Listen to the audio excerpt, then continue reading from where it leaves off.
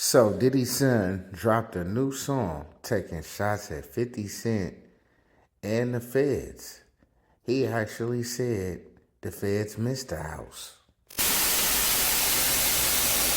Well, 50 Cent replied back with, Keefe D said that Diddy got caught.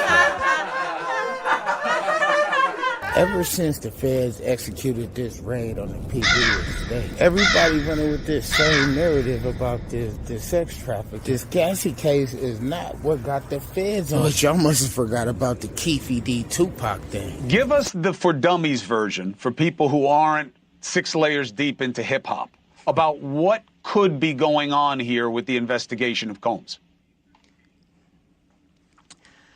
Well, the allegations are that he was involved in a lot of drug trafficking, gun trafficking, human trafficking, and HSI is not going to try to obtain and then execute search warrants at his mansions unless they have some good probable cause to put in the affidavit, and the judge isn't going to sign off on it unless there's something there. So it makes you think that there's something there. We've all been assuming, Phil, that this is about drug, guns, and young women or men or whatever being trafficked for sexual purposes. You're saying, yeah, there could also be another angle, which is this older area of concern about Combs' criminality. Why do you think it, and what could be the connection? Well, Keefe D has always stated that he was going to be paid $1 million or just over $1 million by Sean Combs to take out and kill Tupac. Now, Keefe said he never received that full $1 million, but ever since Keefe was arrested and they executed a search warrant on his house in Las Vegas, he's coming up on trial in June. And when people start coming up to trial, they start talking. And they start saying things that they normally would take to the grave. So who's to say what he might be providing in regards to information regarding Sean? Well, one thing you and I agree in, the idea of somebody taking anything to the grave, those days are long over. This is a talker's business, especially the hip-hop world. When these guys get jammed up, they tell a story 9 times out of 10. So the feds came so hard. No Diddy. I could show you way better than I could tell you.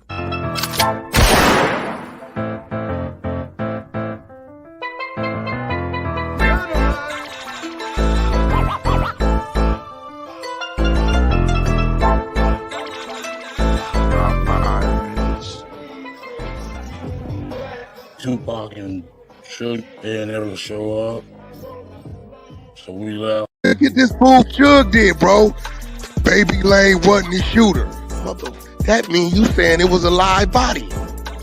And you know who it is. That's what he's saying. He knows who it is. Right? That means you trying to put the gun in somebody else's hand that's alive. And he said Keefe D did. 407, State Nevada versus Dwayne Keefe Davis.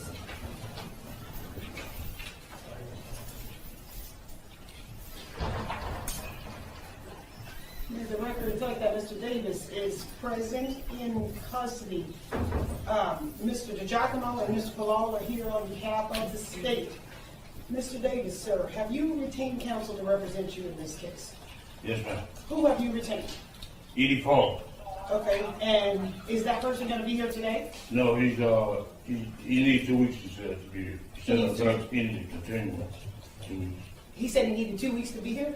Oh, yeah, he needed a continuance for 2 weeks. Okay, and what's his name again? Edie Paul. Edie Fall? Yeah. Okay. All right, we're going to continue this matter for 2 weeks on a Thursday. That date is? October 19th at 9 a.m. Okay, we'll be back on that date. Thank you, Your Honor. All right, thank you.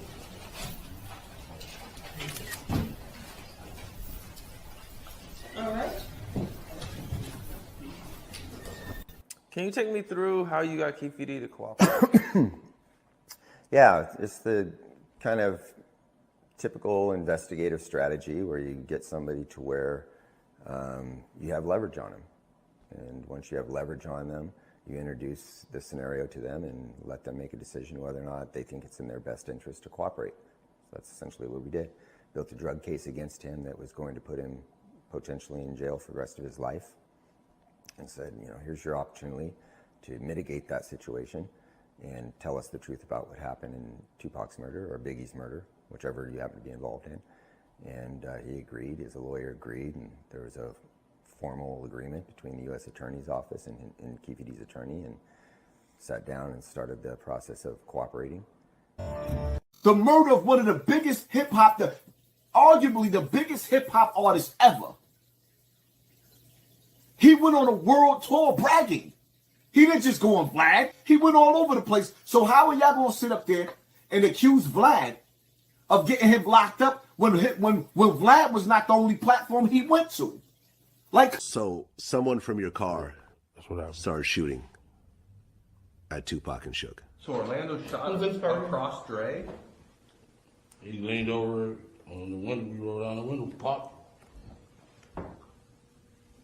Who was it? They would drove on my side, I would have popped them. You know what I'm saying? But they was on the other side. Right. Well, DJ Vlad joins me now. DJ Vlad, thank you very much indeed for joining the show. Absolutely. Thank you for having me.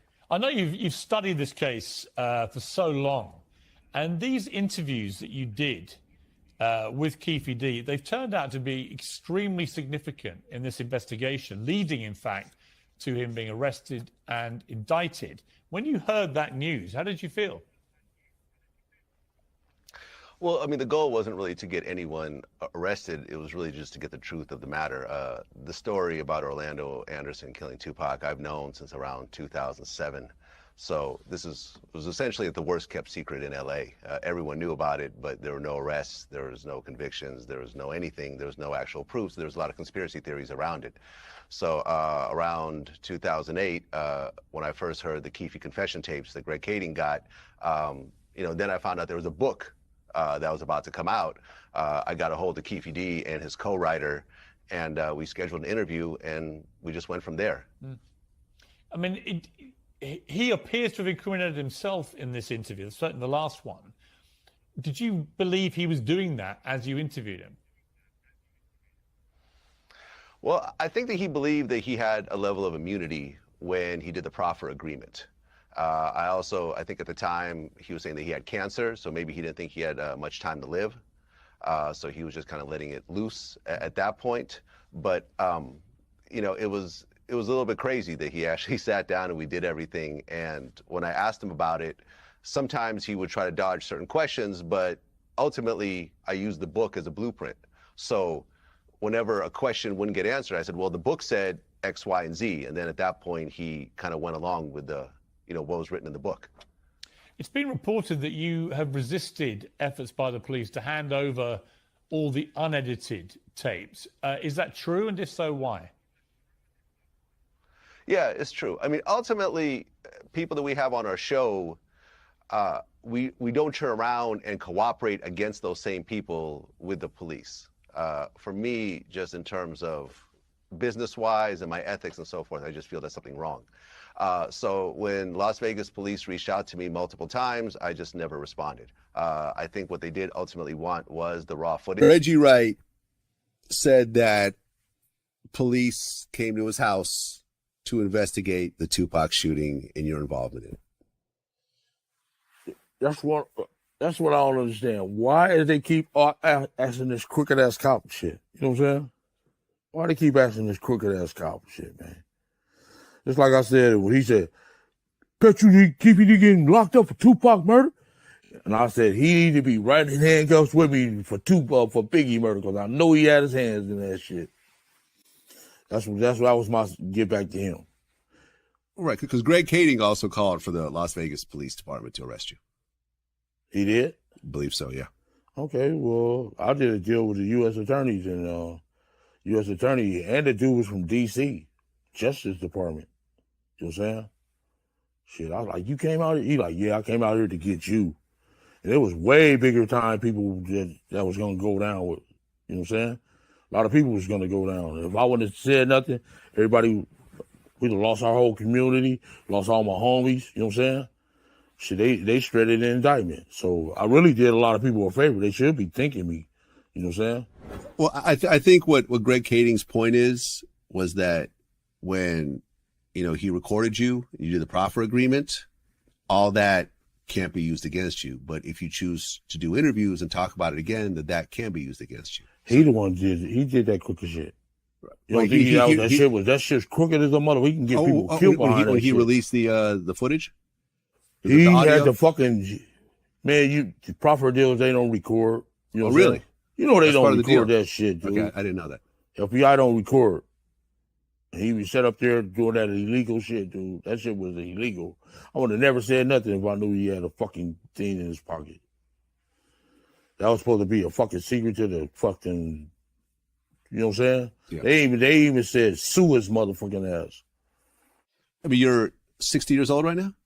Almost 60. Yeah. Are you worried at all? Are you worried that this might come back and bite you, and you might end up having? Orlando is the shooter. He's the known shooter. I mean, everybody knows Orlando Anderson was a shooter. So Dre got cold feet. He didn't want to do it. He gave the gun to Orlando, and Orlando shot Tupac and Suge. Yeah, he did his thing, yeah. Okay, so what was Tupac and Suge's reaction when Orlando started shooting up the BMW? Shit. Suge just ducked his head, and the first bullet went in his head, then the next one hit him. It was like he was doing a breakdance, started jumping in the back seat or something. Yeah. Like, damn. Yeah, what the fuck? It looked like he was trying to jump in, but it was, the bullets was in his ass. Then we made the right, and them bras tried to get a little chase. You know what I'm saying? But I wonder why Reddy didn't get a chase, because I seen him do some shooting before, for sure. Right. So you want to talk about that too? No, we're gonna get into all that. So Tupac, you said he was trying to reach for a gun, or it looked like he was trying to reach for a gun. Yeah. Looked like he was trying to get his thing done. That's what it looked like. And you said Tupac tried to jump in the back seat. It looked like he was reaching, and it looked like he was trying to jump in the back seat or something. He was like breakdancing or some shit. Did the nigga say Tupac was in the car breakdancing? The Puffy called and said, "Was that us?" And you didn't say nothing. I didn't say nothing. Yeah, you're right. There's also, you go into the book, that apparently there was supposed to be $1 million that Zip was supposed to bring back, but he ended up keeping the money and buying a nightclub with it. That's what the FBI said. The FBI said that.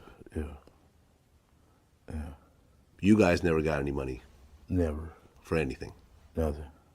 Not even a pair of Sean John drawers. You know what I'm saying? That's crazy. It seemed like Puff do that though. He seemed like every time some bad shit go around here, it look like it's some shit on the grass.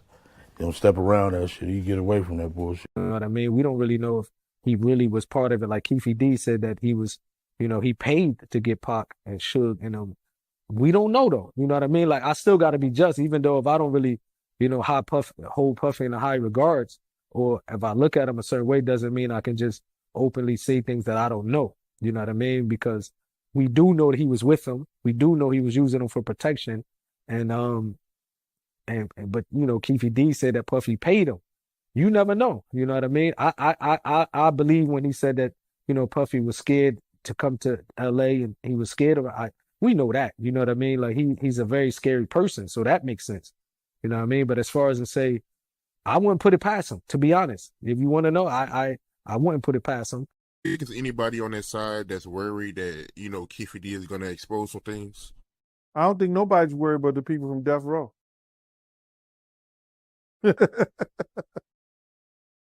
People from Death Row killed Pop.